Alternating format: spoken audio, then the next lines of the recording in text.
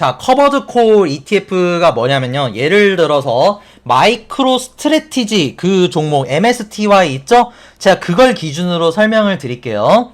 그래가지고 예를 들어서 자 여기 이 핫한 5억 원짜리 아파트입니다. 다음 달에 정확히 5억 원에 살 수 있는 콜옵션을 판매합니다. 지금 계약금 콜옵션을 2천만 원에 판매를 한다. 요런 내용이에요, 소머즈님. 그러니까 이 콜옵션이 뭔지는 아세요, 소머즈님? 콜옵션은 뭐냐면요. 얼마 후에 며칠 후 혹은 몇 달 후 이런 식으로 그 정해진 날짜에 특정 종목이나 무언가를 얼마에 살 수 있는 권리, 얼마 후에 얼마에 이 종목을 살 수 있는 권리, 그걸 콜옵션이라고 합니다. 그래가지고 지금 웹툰상에선 뭐냐면요, 다음 달에 한 달 후에 이 아파트를 5억 원에 살 수 있는 권리를 2천만 원에 판매한다, 이런 내용이에요. 자, 근데 그렇게 해서 받았죠. 2천만 원을 이 사람한테 팔았으니까 그러면 그 2천만 원 받은 걸로 배당을 드리는 거예요. 그래서 연 50%, 연 300% 배당이 그래서 나오는 겁니다.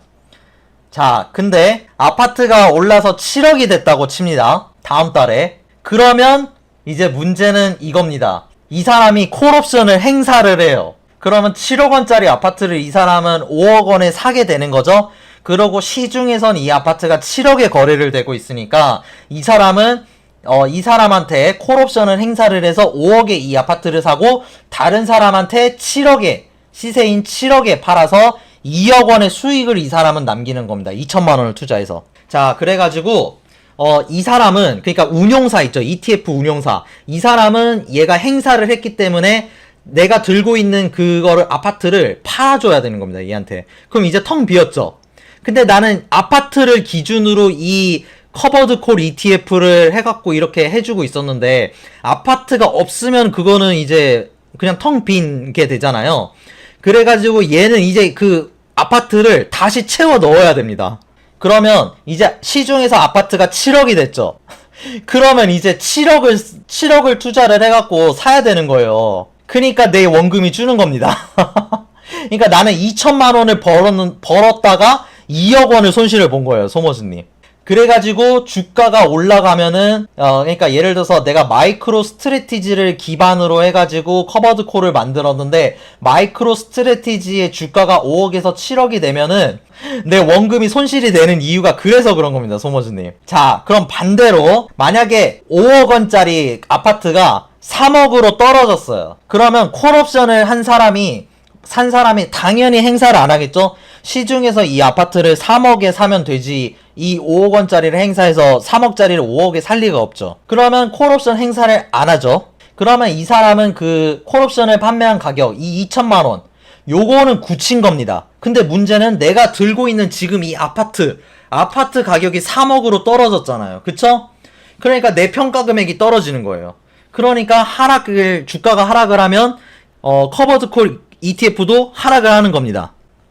그러니까 올라갈 때도 못 먹고 하락할 때도 못 먹는 거예요. 아, 물론 하락할 때는 얘네들이 콜옵션을 행사 안 했으니까 그 계약금에 대한 그 콜옵션을 구매한 가격 2천만 원 요거는 받아가지고 이런 식으로 배당을 주는 거죠. 그러면 콜옵션이 어떻게 해야 원금도 올라갈 수 있는 그 단 하나의 경우의 수가 뭐냐, 이제부터 제가 소머즈님 그걸 말씀드릴게요. 그러니까 이것만 보면은 주가가 떨어지기만 해야 될 것 같은데 커버드 콜이, 근데 올라가는 경우도 있잖아요, 소머즈님. 그쵸? 그러면 그게 언제 발생하는지 자 말씀을 드릴게요. 5억 원짜리 아파트에 대한 콜옵션을 2천만 원을 주고 그 콜옵션을 팔았어요. 그쵸? 그럼 나는 일단 2천만 원을 벌었죠? 근데 이 사람 다음 달에 이 아파트가 5억 1천만 원이 됐어요.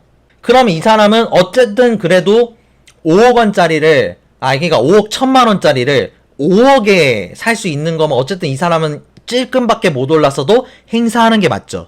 그러면 아파트를 이 사람한테 5억에 팔고 다시 시중에서 5억 1천만 원짜리 아파트를 사서 채우겠죠? 근데 나는 계약금이 2천만 원을 벌었었죠.